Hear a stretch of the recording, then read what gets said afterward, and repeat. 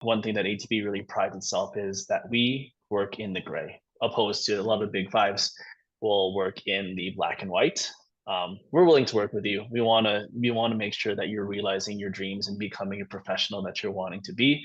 Because we've had a lot of success over the course of the last 3 years in this unofficial partnership with OzTREKK, is that we've maybe sent over 50 students alone from our branch alone to Australia for their higher studies.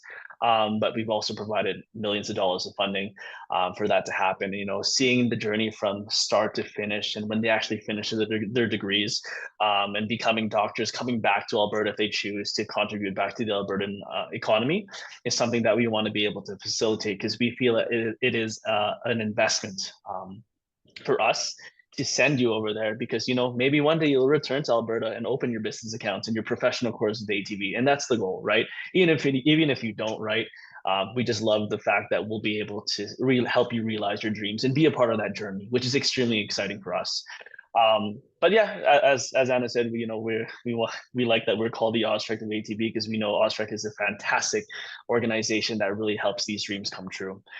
Just quick slide here with accepted professional and graduate programs here. Obviously, we have the traditional medicine and dental, which can go up to $350,000 in financing, with $87,500 withdrawals per year. Keep in mind is that if, let's say, you're in a 2-year program, right, and you're able to accelerate through your program, we can ask to advance you more funds on exception. We just need to make sure that you're telling us that at the start, right? Because normally we do 4 draws in a conventional student line of credit when it comes to the medicine and dental industry. And on the other side of that, we have our other.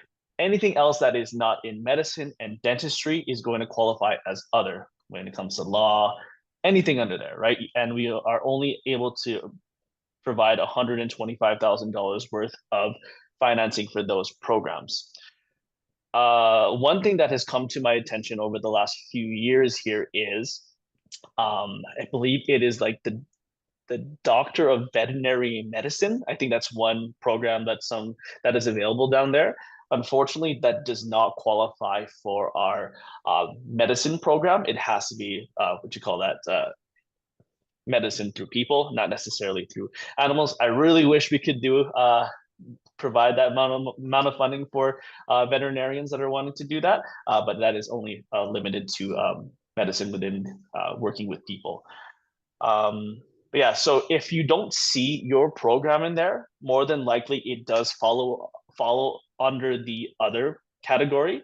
Obviously, there can be exceptions made. I see there's someone in the chat mentioned engineering. I believe that will follow under the student first line of credit or professional first student line of credit, but not under the professional student line of credit.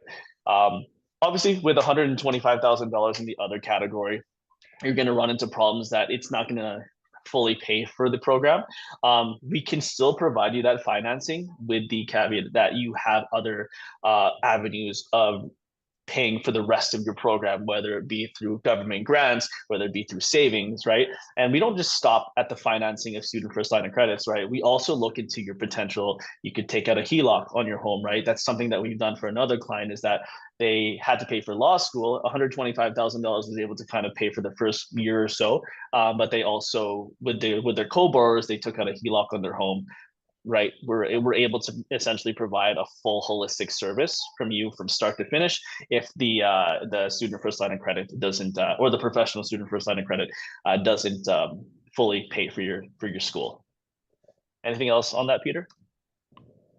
Yeah, so essentially, even though you guys see like the requirements here for the student line of credits or the professional student line of credits, essentially it's best to still reach out.